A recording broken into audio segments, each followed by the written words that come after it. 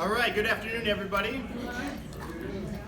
As you can see, I'm well dressed for our holiday, the 2nd of July.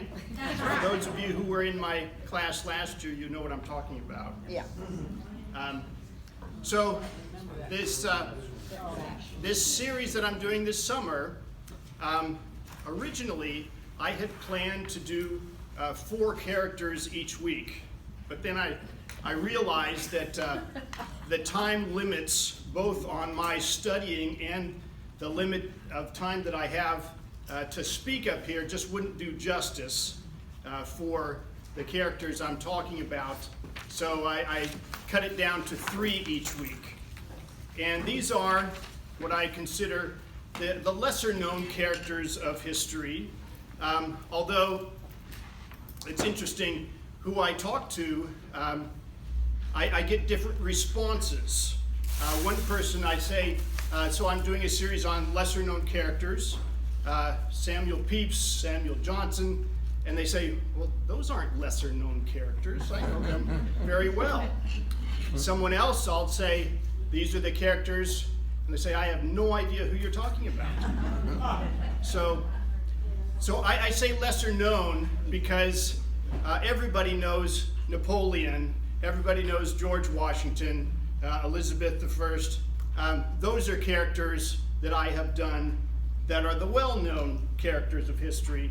So these are lesser known, maybe not to some people, but as a whole, these are the lesser known characters, and so that's what I'm doing. So Samuel Pepys, our first one, and I just got to say, I really like this portrait of him. It's very well done. That's a sheet of music, I think, in his hand. But as portraits go, I think this one really does him justice. Of course, I don't know what he really looked like, but I really like this portrait. If he didn't look like this, he should have. So, our bibliography. This first one, a nice, easy read, 128 pages. It's a hardback. It's probably intended for like high schoolers back in the 70s. Samuel Pepys and his world, lots of pictures. So it's a quick read, an overview of his life and what he was known for. This next one, yes? Yeah, a little bit here.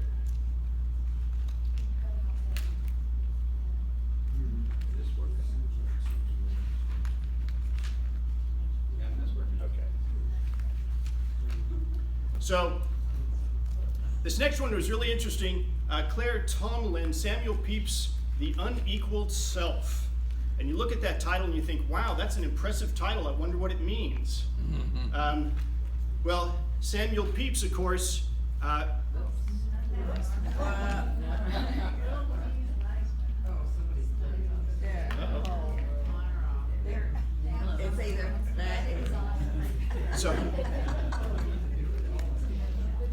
So Samuel Pepys, in case you didn't know, is famous as a diarist.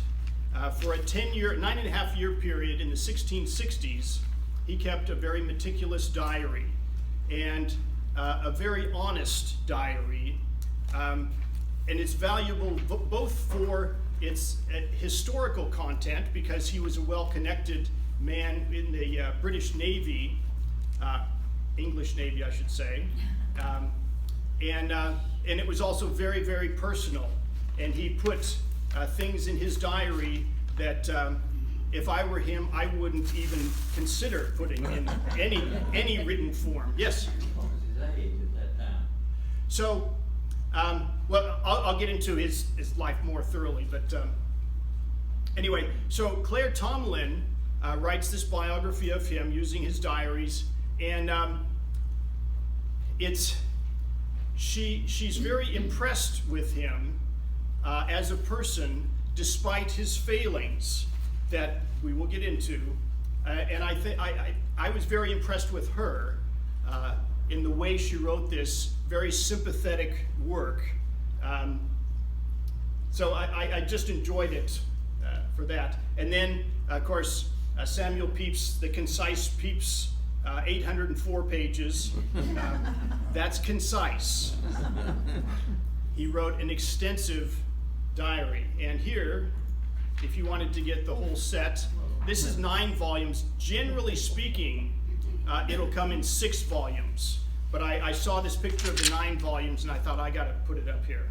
You've read them all, of course. If you want to believe that, I won't deny it. But, no, I have the concise Pepys. So, yeah, and this is just 9.5 years. Imagine if he would have done it his whole life. That would truly be impressive. So,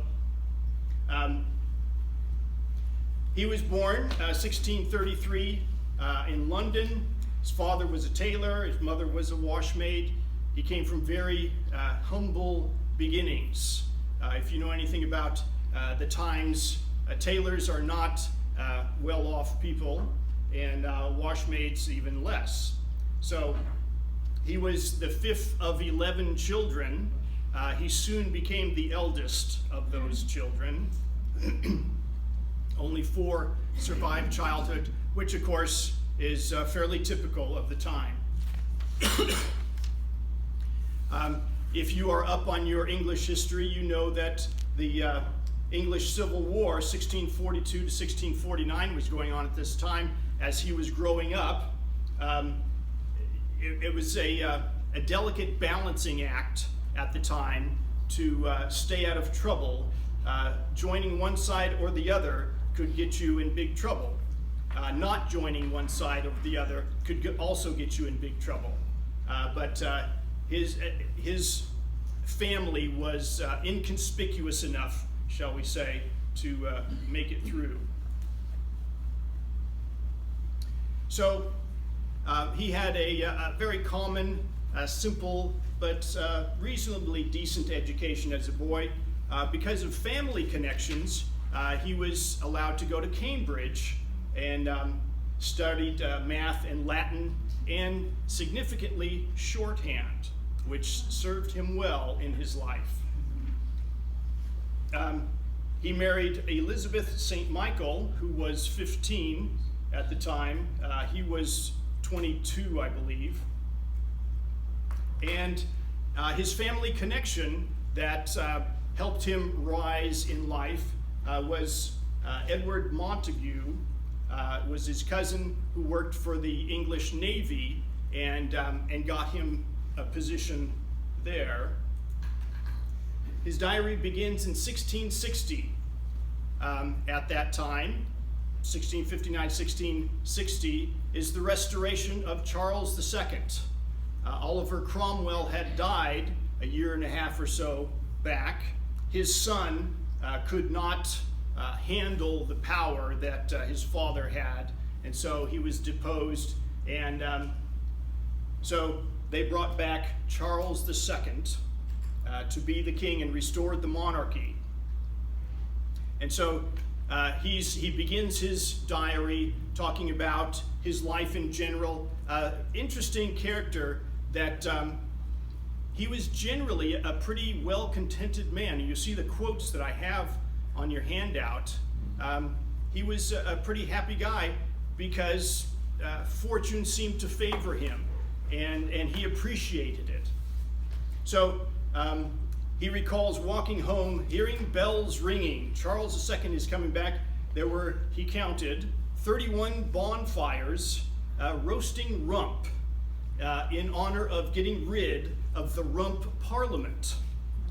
The Rump Parliament, they called it the Rump because when they deposed the previous king, they also got rid of all of his supporters in Parliament. And so it was a smaller group. That was the Rump Parliament. So now that they're restoring the monarchy, people all through London, butchers bring out their rump roast, and they start up bonfires and they're roasting rump. So Pepys, with his cousin Montague, who is now telling him that, if you side with me and go with us, I'll give you a good job with the Navy. So Pepys sailed with Montague to go get Charles II at The Hague in the Netherlands and bring him back. This was a time, it's hard to compare, at least for me anyway. You think of revolutionary times where one power is deposed and another one comes into power. What is the standard for revenge upon those who had deposed the original? And I think for the day, they were reasonably tolerant. They did not go after everybody who supported Oliver Cromwell. They did go after those who had sat in on the trial of Charles I. And so 29 were condemned, only 10 were executed. The others languished in prison, and if you know of prisons at that time, they're not much better than being hanged anyway. Several of them died languishing in prison. And here, King Charles II enters London. One thing I really admired about Pepys was that he was a real workaholic, something I am definitely not.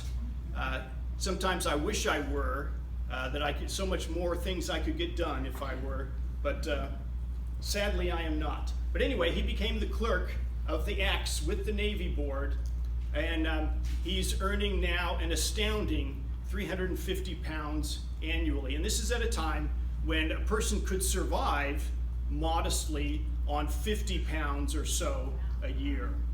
So he was doing well, very well for himself. And he worked hard, and he was a real stickler. He was perfect for the job. Kept a meticulous record, very conscientious.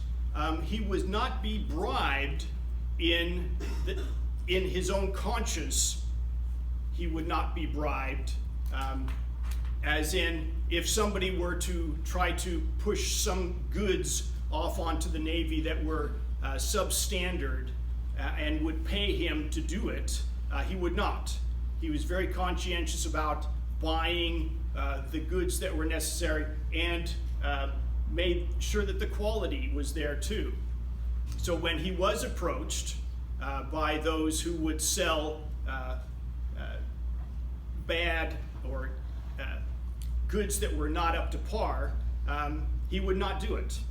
He did, however, take gratuities that were pretty much expected of his office. He earned quite a bit of money on the side, drawing up and signing petitions to the king with regard to the Navy. And he was also became a treasurer. So petitions that came to him, he was expected, and the people who came to him expected to pay him a fee for his services, despite the fact that he was well paid anyway. So he didn't consider that a bribe. It was something that was just expected. So in his married life, he married Elizabeth. She was 15, as I said. She was a pretty, plump, but vain and unintelligent woman. And they would have very interesting fights about various things, as married couples do, often about housework or money, things like that. They had servants in their house that he didn't think she was up to the job of managing them. So his comments, his name for her was a beggar, because she did not bring a dowry to the marriage. She had nothing, and he married her anyway out of the kindness of his heart. And she called him a pricklouse. That is the term for someone who is the son of a tailor, and it's not a complimentary one. And he occasionally would hit her, as was common and almost expected of a man to do. She occasionally would have a black eye from him. And this is where Claire Tomalin is very forgiving of him. This was the day in which it was expected of a man to keep his wife in line. And so when you get angry with her, you hit her. I don't believe he ever hit her with a stick. As many of you know, it was legal. That's what the rule of thumb is, right? Yes. The rule of thumb. You cannot hit your wife with a stick that is bigger around than your thumb. That is the rule of thumb.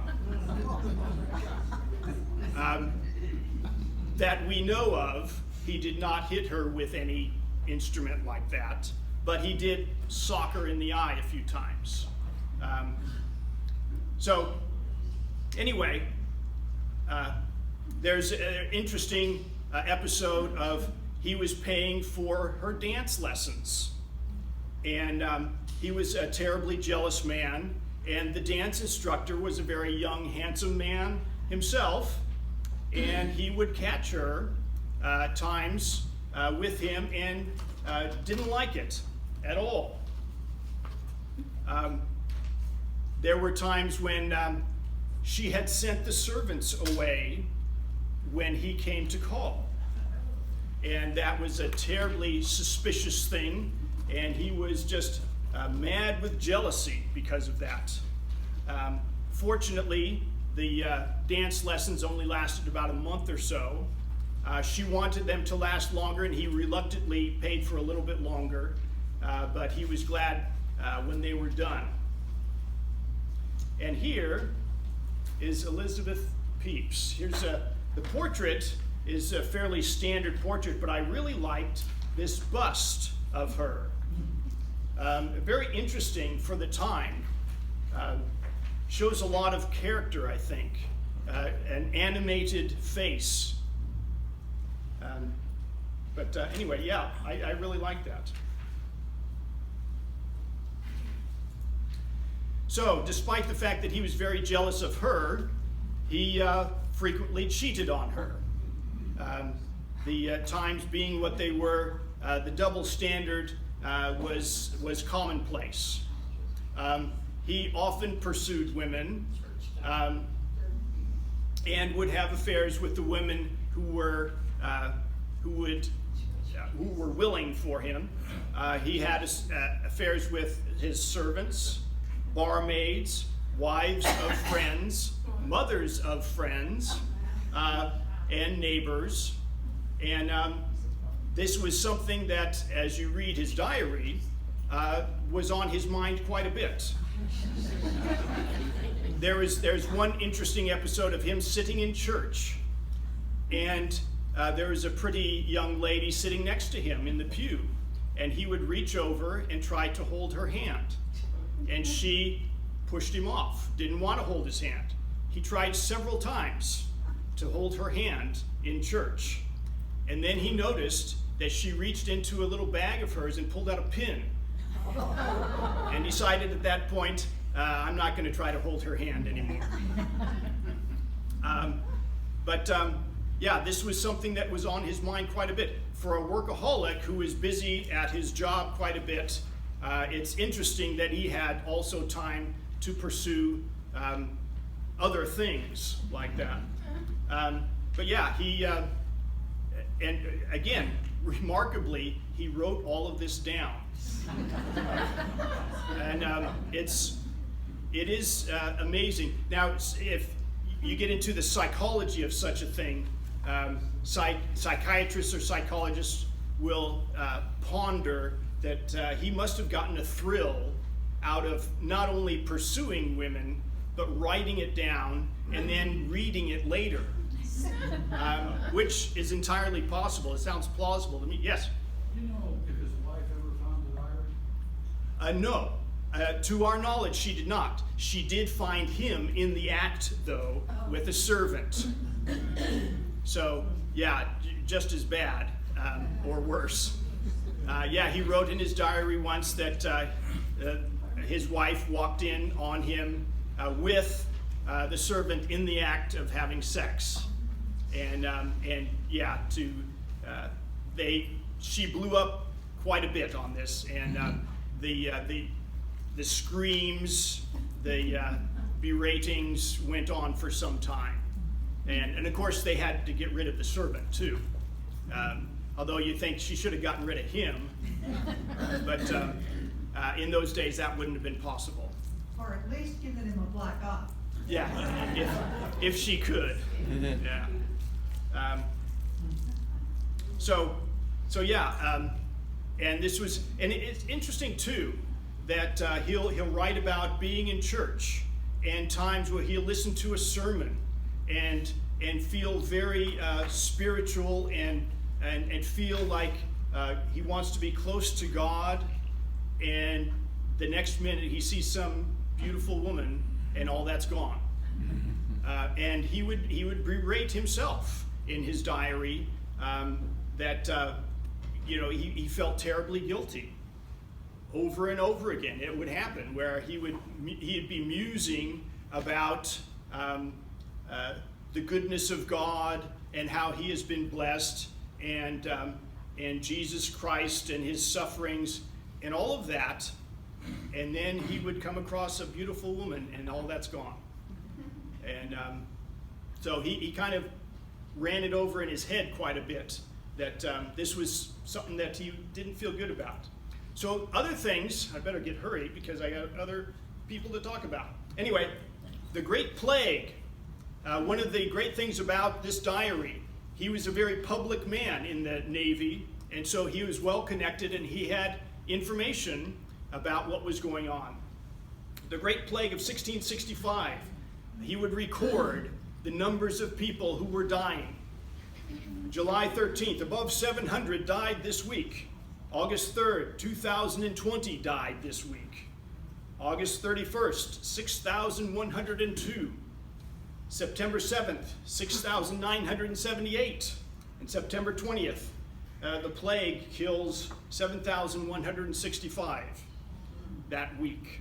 So this was an amazing, horrific time, and it was also one of the happiest years he ever had, because his income had quadrupled from what it had been at making 350 pounds a year.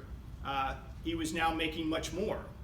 For whatever reason, I don't know if it had to do with the plague itself, but it's interesting that throughout this time of the plague, which he felt terrible about so many people were dying, he was also a very happy guy because he was making so much money.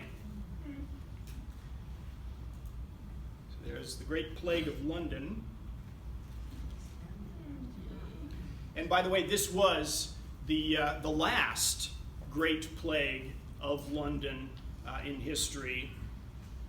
Plague being something that had periodically come by every few years anyway, but this was a really big one, but it was the last of the Great Plagues. And if that wasn't bad enough, the next year you have the Great Fire of London, 1666. And in his diary, August 2nd, Jane called us at 3 in the morning to tell us of a great fire. And so he goes out to inspect. He goes out on the Thames River in a rowboat and looks around and he sees what's happening. So he goes and talks to the nearest counselor to the king, and the king calls him into his office and he tells the king, we need to do something really quick. I did tell the king what I saw, and that unless his majesty did command houses to be pulled down, nothing could stop the fire. And so that's what he was doing. And so the king, on his recommendation, called out the troops to start pulling down houses. As you can imagine, that would be a very difficult thing. Who would want to be the one whose house is pulled down? You'd want the person in front of the fire's house to be pulled down and not yours. And so there was a lot of trouble that way. But he talks about his own preparations. He gathers together his treasures, his money, and hauls it off as far away as he can. and secures it with his family and goods. And then he came back with a friend, and he was going to get the last of his treasures and bury them. And one of his treasures, he says, was a round of Parmesan cheese. Very valuable. You don't want that to burn in the fire. But yeah, he had some wine and some Parmesan cheese that he buried in his yard, just in case. And there's the Great London Fire. And here's a map of the devastation. This is how far the fire got, and Pepys lucked out. His house is right outside of the devastation that eventually consumed London. What was that black line showing on the map? This is the wall Oh, surrounding the city, the ancient wall that's been around for who knows how long. So, 1669, his eyesight is going bad. He's finding it more and more difficult to write in his diary. And for him, it was like losing a friend to death. He had written in his diary, one of the last entries, it was like a death in the family that I cannot write anymore in my diary. He thought he was going blind. But as it turns out, he didn't. His eyesight was just going bad. His close-up eyesight, nearsightedness, he just couldn't see up close. So he ended his diary on May 31st, 1669, but continued working for the Navy. He had his clerks read to him what he couldn't read himself. His wife died not long after that, 1669 in November. He continued 20 years working as a Navy clerk. He was also a member of Parliament, 1673, and he became president of the Royal Society, 1684. A well-rounded education that he had. He loved reading. He loved learning new things, and so as a very active workaholic sort of guy, he was involved in quite a bit. And died in 1703, 70 years old, and this is his epitaph. He was universally beloved, hospitable, generous, learned in many things, skilled in music, a great cherisher of learned men. So that's...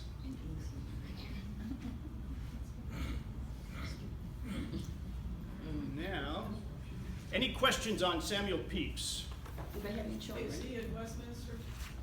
I'm not sure. He did not have any children. Interestingly enough, a guy like that who slept around quite a bit, and yeah, but maybe it's a fortunate thing for him that he didn't.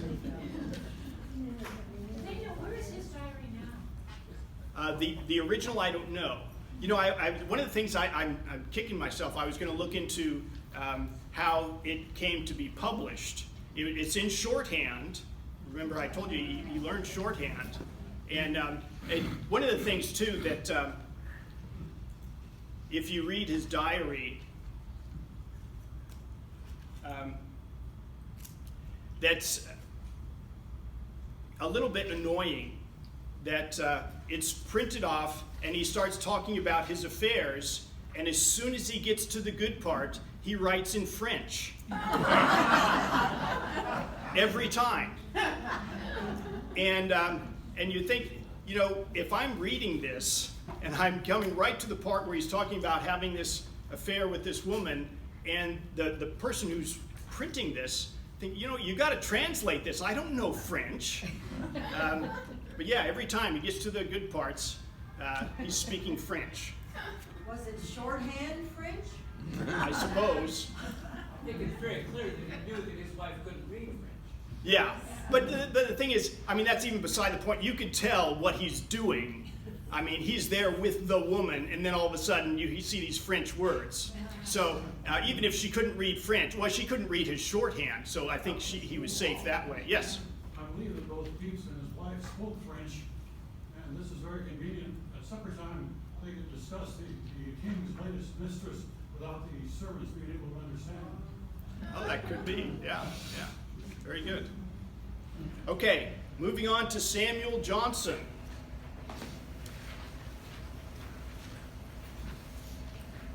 So, our bibliography, one of the great biographies of all time, it is said, was James Boswell's biography of Johnson, written back in 1791, a few years after Johnson had died, and it's still available. Any used bookstore will have it. Very popular work, and it's fun to read. I would not consider it a great biography myself, as many don't, compared to a modern biography. But it does have some very interesting and vivid accounts of his conversations with Johnson, and that was kind of the main thing he was going for. Another very great historian, Thomas Babington Macaulay, The Life of Samuel Johnson. This is only 70 pages. Macaulay, back in the 1800s, was well known as being one of the great intellectuals, one of the great historians of the day. And he's just interesting to read. Whatever he writes about is usually pretty interesting just in his style.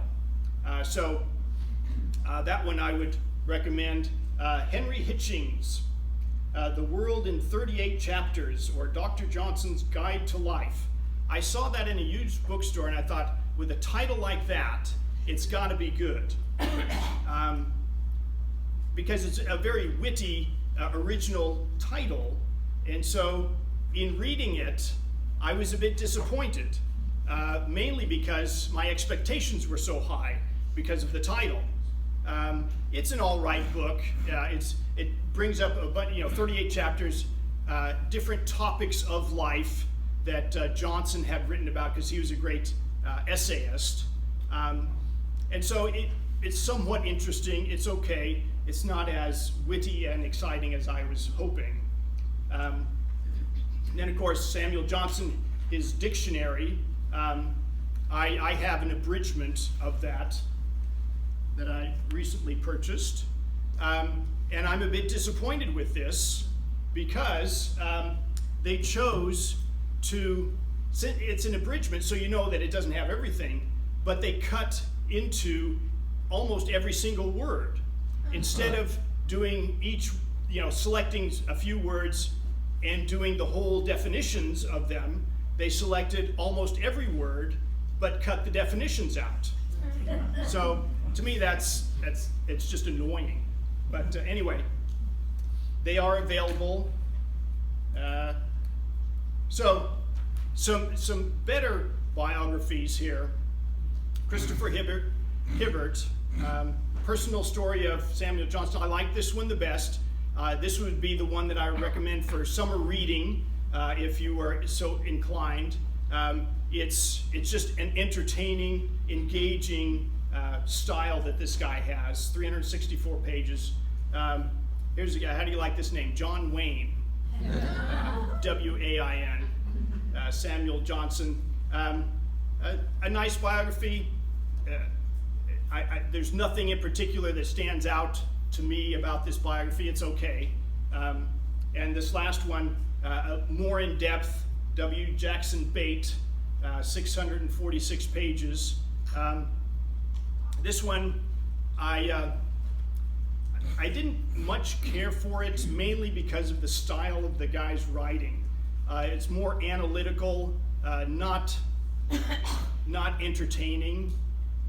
But it was still a good biography, lots of information, but he was a little more clinical than engaging, I think.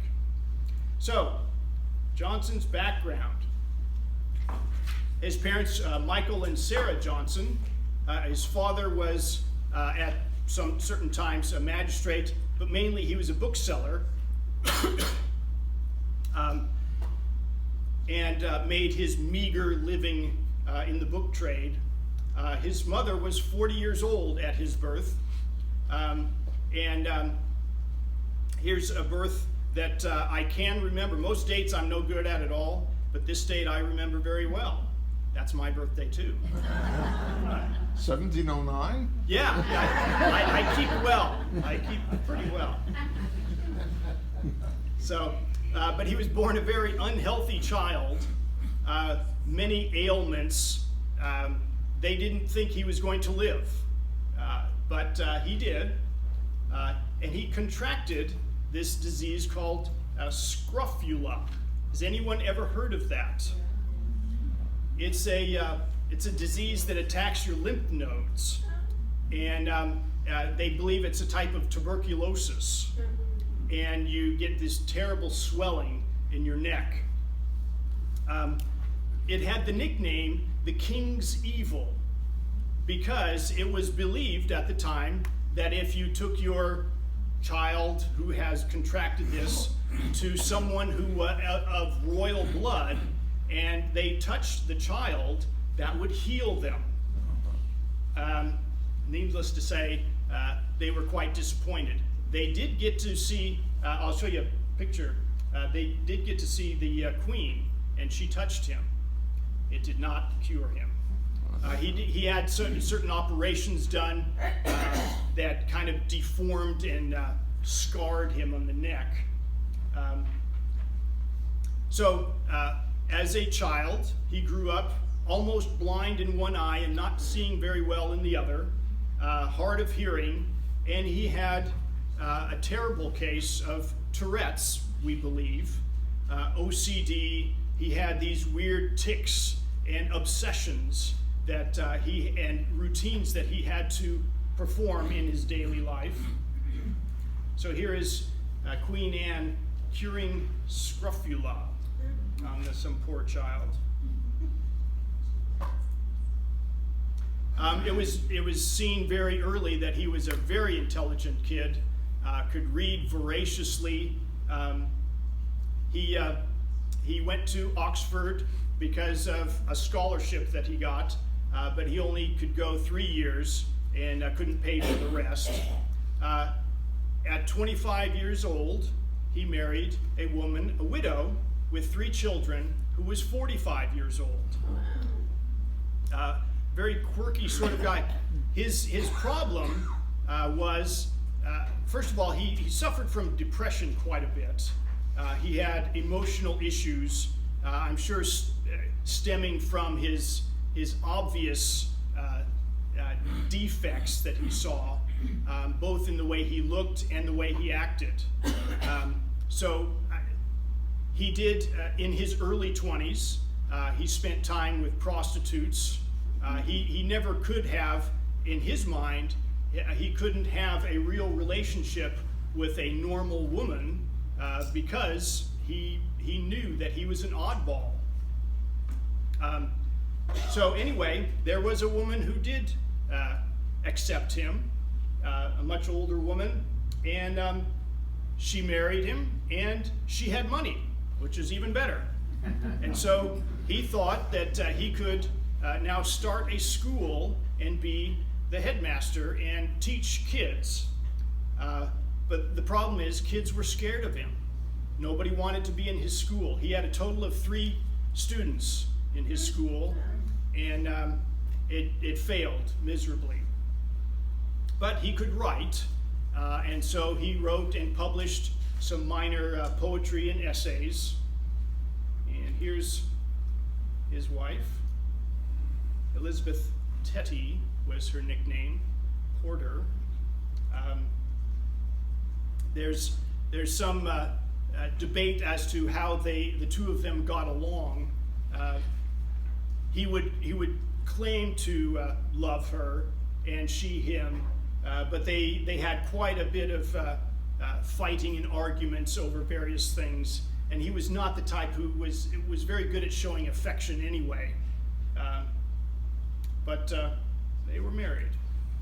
So in 1746, 1747, book publishers came to him recognizing his genius and proposed that he compile a dictionary of the English language. They knew that he had been from a very young age, a voracious reader. He was well versed in virtually all of English, great English literature. And so they approached him and said, we think you should compile a dictionary, and we will advance you 1,500 pounds, a huge sum in those days. And so he decided that he would do this. Now, he was also looking for a patron, someone who would kind of patronize him, as the saying goes.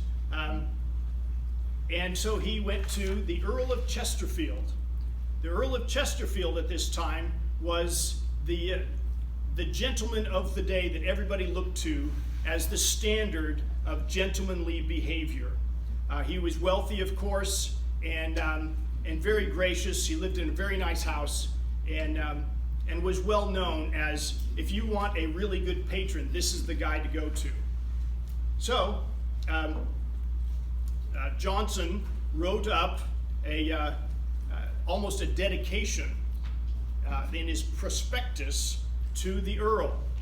And initially, the Earl was going to be all right with this. He thought that he would be a patron, but then he met Johnson and decided that that may not be a good thing. So, if I can find...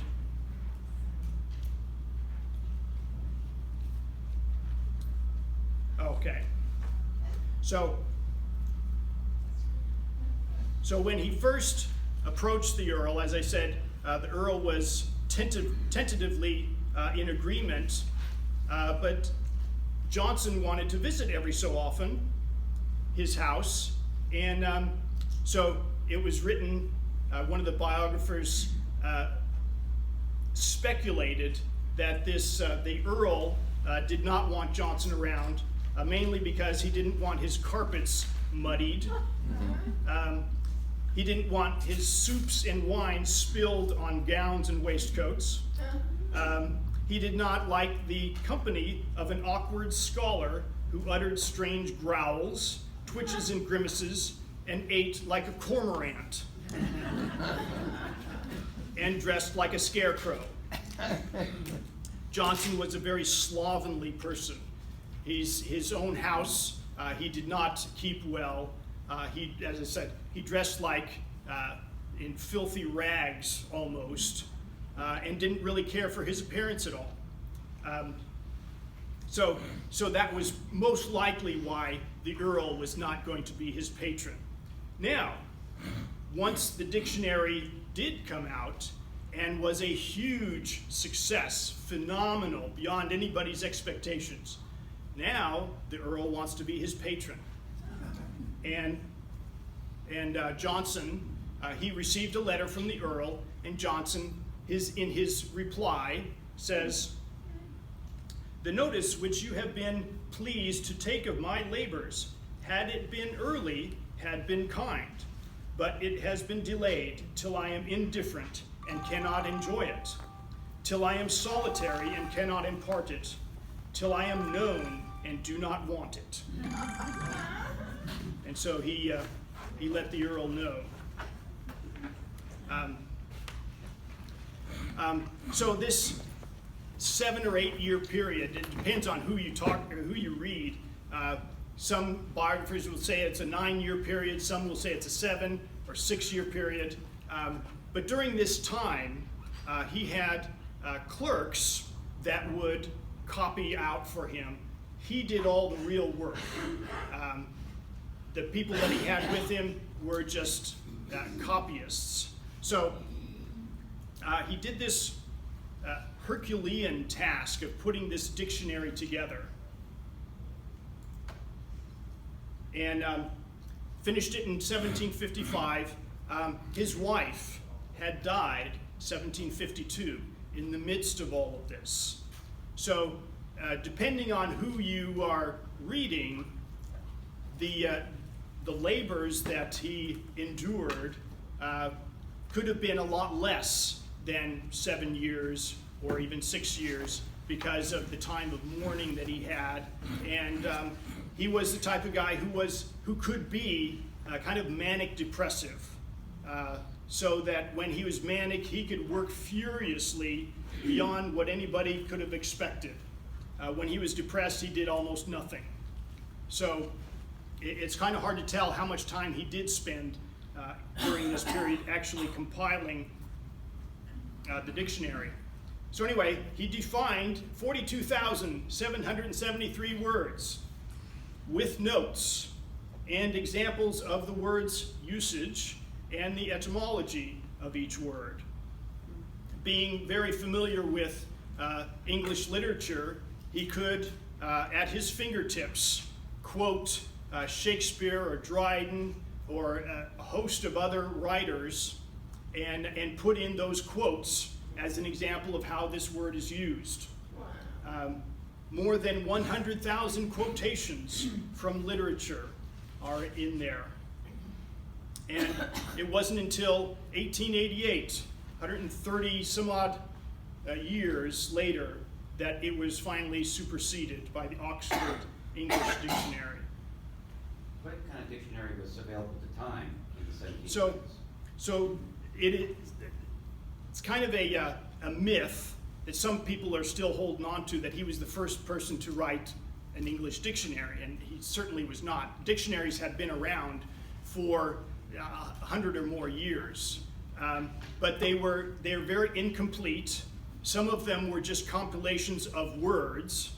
Some of them were just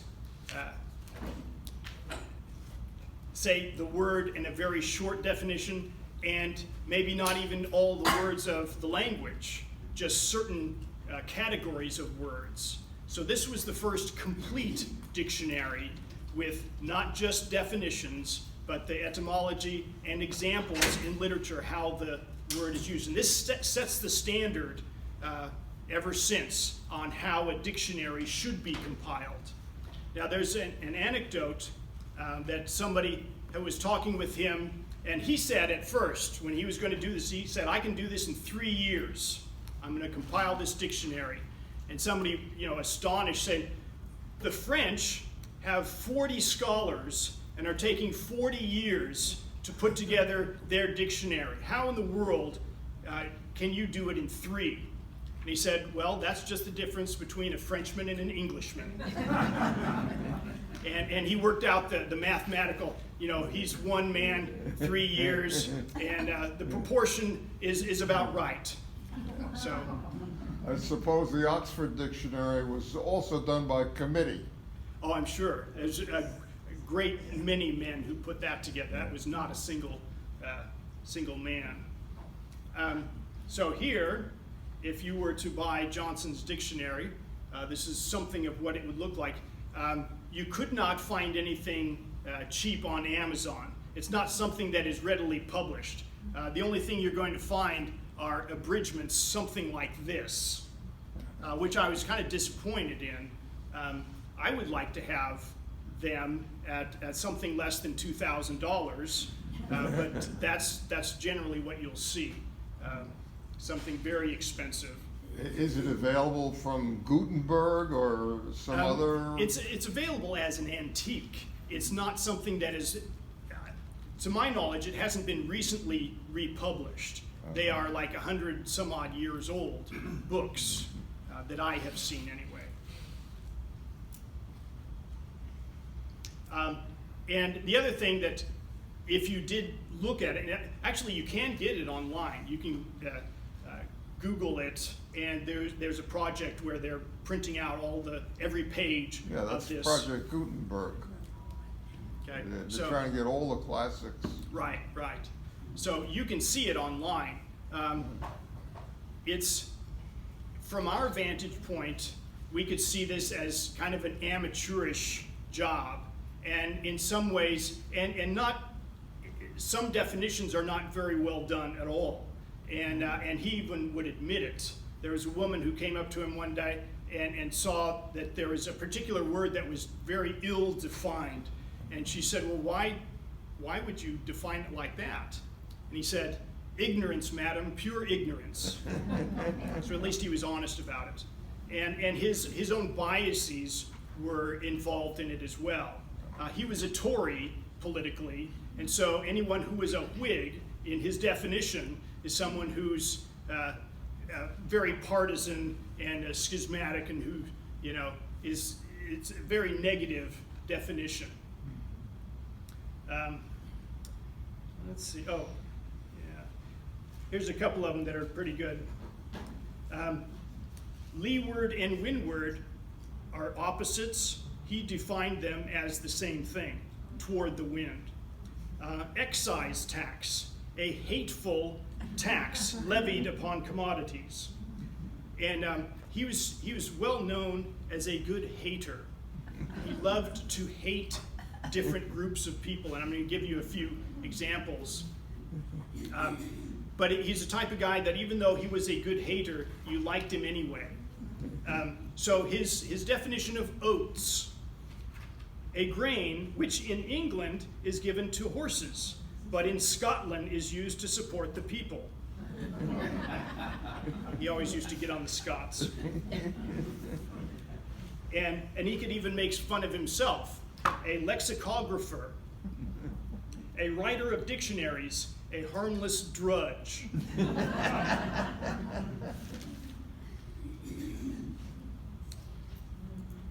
And so, the reactions, as I say, many people were absolutely stunned that one man could do such a monumental work. And of course, they compared it to the French Academy. And even today, scholars will look back and say this is one of the greatest scholarly achievements ever done by a single man. He was applauded by the nation, and he was given a pension for life a few years later, 1762, for which he was roundly criticized because he was one who criticized pensioners. Pensioners were well known to be lazy sops who kissed up to the king or some other wealthy person, and was just frequently known as a lazy bum or a sycophant, or and Johnson himself, in his definition of a pensioner, was basically, he called such a person a traitor. But he accepted his pension, 300 pounds a year from the king. So, Johnson, well known for his dictionary, but went on to write other great things. His Prince Rasselas, Prince of Abyssinia, an interesting work. The story of a prince who had been kept in this small community that was supposed to be the perfect community. And he grew restless, thinking that this was not what he wanted in life, that he's miserable despite the fact that he's been given everything. So he finally escapes with the help of a poet who had told him about the outside world, and his sister came with him. And so it's a story of their travels through various cities trying to find happiness. And they go through various adventures, and at the end, the last chapter, it's about 100-page work, so it's not long, but the last little chapter is entitled "The Conclusion, Where Nothing is Concluded." Johnson, being a rather pessimistic sort of person, he found that wherever he went, there were positives in this community, but ultimately happiness is not to be found in this particular place. And again, the next, his most famous poem, "The Vanity of Human Wishes," kind of tells you what he's thinking as well. How different men and women throughout history searching for happiness, searching for gratification, and ultimately it's all vanity. And he was famous. He wrote some very good biographies, short biographies of various poets. And most importantly, I think, he was a great critic of literature, especially of Shakespeare. If you are at all familiar with Shakespearean criticism, the latest big name is a guy named Harold Bloom, a very entertaining writer. If you want to read about Shakespearean criticism, Harold Bloom is very entertaining, and Harold Bloom says, in his opinion, that Samuel Johnson is the best Shakespearean critic ever. And so essentially his view on Shakespeare, Johnson's, was that Shakespeare, more than anyone else, could set up the mirror to life. He wrote of nature, as in human nature, that more than anyone else, he could hold up the mirror to life, borrowing from Hamlet, that the people, the characters, are more real than any other literature. And he was a great wit. People came from far and wide, once he became famous, to listen to him talk and give his opinions about various things. So here's some quotes on the Scots. The noblest prospect which a Scotman ever sees is the high road that leads him to England. Much can be made of a Scotchman if he's caught young. He was talking with someone in the bookstore where they usually sit and chat. He says, "It's a vile country, sir," talking to a Scotsman. And the Scotsman replies, "But God made Scotland." And he said, "God made hell also."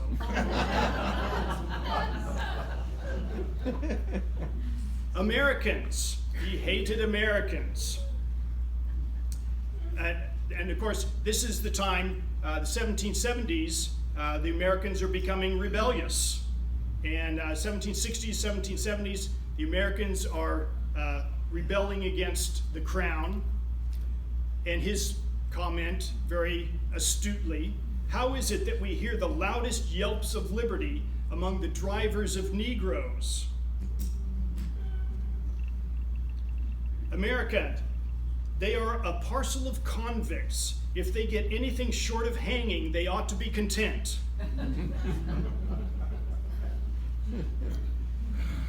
And further, "I am willing to love all mankind except an American." And the French. I know I have some French in here. Now I lost it. Anyway, and on women. Hang on, women.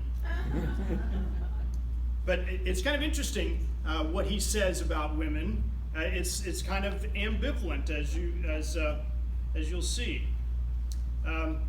Where there is no education, men will have the upper hand of women.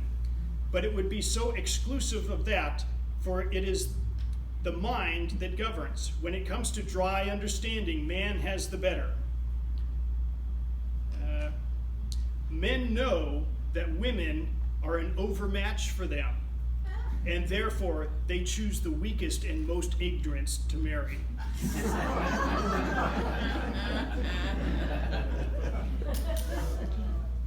Nature has given women so much power that the law has very wisely given them little. And one of my favorite, though, is James Boswell once told him that he had just come from listening to a Quaker meeting, and in the Quaker religion, women are allowed to preach. So he told Johnson, "I've just listened to a woman preacher." And Johnson said, "You know, a woman preacher is kind of like a dog walking on its hind legs. It doesn't do it well, but you're amazed that it does it at all."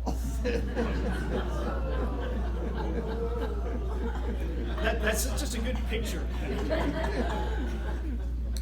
And a friend of his who was widowed, came up to him and said, I'm getting remarried. I found another woman and I'm getting remarried. And Johnson's reply was the triumph of hope over experience.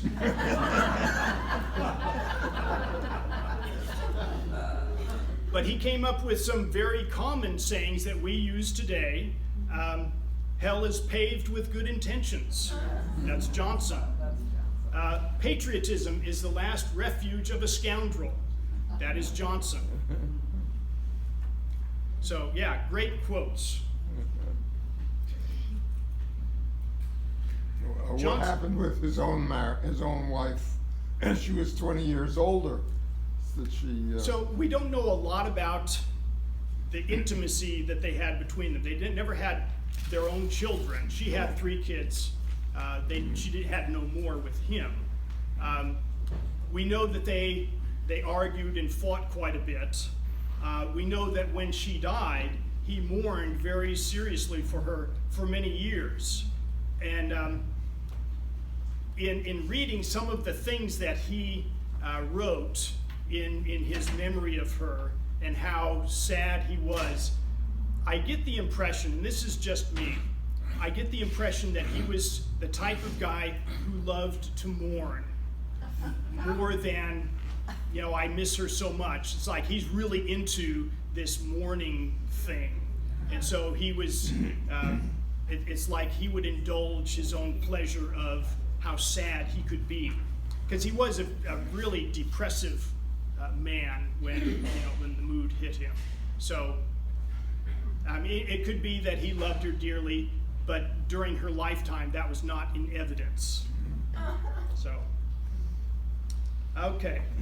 Johnson and Boswell. James Boswell was a Scot, born in Scotland in 1740, from a wealthy family. He was the son of Judge Lord, and here's a word that's really escaping me, Auchinleck. Auchinleck? How do you like that? What do you think? Auchinleck? Anyway, so Boswell became a lawyer in his youth, 20-ish. But he was a very restive sort of person, liked traveling, did not like sitting still. He went to London to seek his fortune and to meet the great Samuel Johnson. His great aspiration in life was to meet the great man who had written that dictionary. Because everybody knew not just that he was someone who did this Herculean task, but he was a great conversationalist. He's the type of guy you want to listen to with a group of men. He was also, Boswell was the type of guy who wanted to meet famous people. And so he went to seek Rousseau, Voltaire, and Tom Paine, all of whom he eventually met. And here's James Boswell.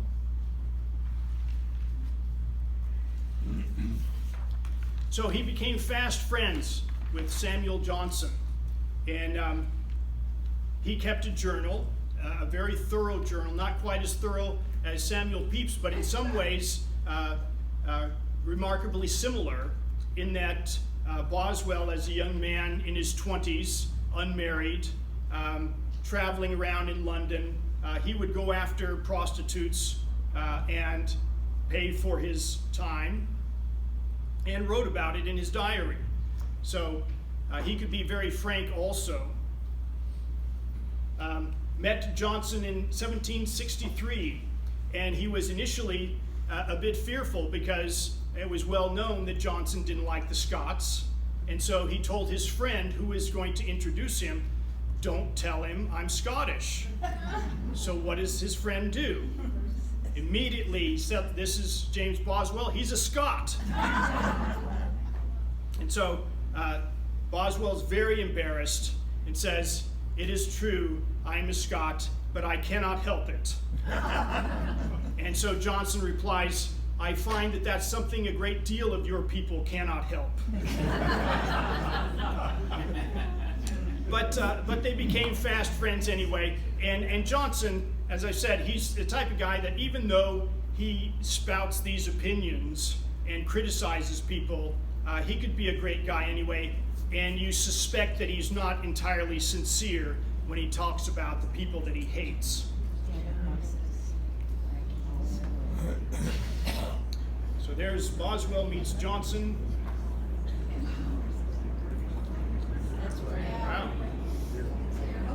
raining? Yes. That came on strong, didn't it? So, James Boswell, it's interesting that various people have different opinions about the character of this guy. This is Thomas Macaulay, who wrote his short biography of Johnson. His opinion of Boswell, that he was the laughingstock of that brilliant society. He was always laying himself at the feet of some eminent man and begging to be spit upon. So he saw him as something of a sycophant, always servile and impertinent, a bigot and a sot, bloated with family pride. And this is also the man, Thomas Macaulay, who says that the biography that Boswell wrote is the best biography ever written. So, aside from the biography, he wrote his journal, which was, of course, not intended to be published, but was later anyway, because it's an interesting read. Boswell's London Journal, 1762 to 1763, which you can still find in used bookstores. I don't know if there's a new printing, but I've seen it a number of times in used bookstores. Also, an account of Corsica and the memoirs of Pascal Paoli, who was the rebel leader of the Corsican people who were trying to gain independence. So when he wrote this account, he became very famous as a man who was standing up for the rights of the downtrodden, and became a bestseller. And also, he took a tour of Scotland with Samuel Johnson and wrote a journal of the Tour of the Hebrides with Samuel Johnson, another big seller because it had Samuel Johnson in it. So the biography that he wrote, published in 1791, just a few years after Johnson had passed away, there are various opinions on it. I remember I read it many years ago, hearing of it as the greatest biography ever written. And when I read it, I thought, I don't feel like that at all. It comes across as something that's kind of slapped together the conversations of Samuel Johnson with James Boswell, and the kind of the daily life that they had. It reads a good deal of it much like an ordinary journal of daily events, with other things. The holes in his story are put together kind of haphazardly. The things that he didn't know about him, or the things that happened while in his earlier life that that Boswell did not have firsthand experience in, comes across very differently. So it's kind of a hodgepodge, but it is a very vivid picture in the good parts. So one person will tell you it's hardly a biography at all. Another will say it's a portrait of extraordinary vividness, and it's the best biography ever written. So you can take your pick. In the final years, Johnson died 1784, never had children, and I said Teddy had died 1752, some years earlier. Boswell marries his cousin in 1769, has 4 sons, 3 daughters, and he had 2 bastard children with other women, and died in 1795. Any questions? Yes? Are you recording this and will it be online? Yes. Yes. Anything else? So I would what? Yes. You say Teddy had died in 1752, but Boswell was born in 1740, so he... Teddy was Johnson's wife. Johnson was born in... Yeah. I didn't mess up this time. Anything else? Yes? What's up for next time? So next week, I am from California, as some of you know. I've mentioned this, and so next week is my California week. There is the first one is Dame Shirley. In the catalog, I think they did a little mix-up or a typo. It looks like Dame Shisley, but it's Dame Shirley, who was a woman who went out with her husband to the California gold mines.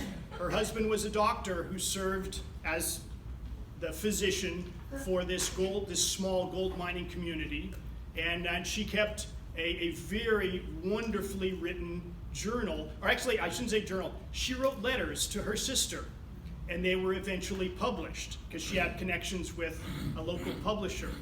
And her writings are some of the best descriptions of the time, 1851 to 1852, of mining camp life at that time. So that's Dame Shirley. The next one is Ishi, who was, some of you know this, the last wild Indian in America. In 1911,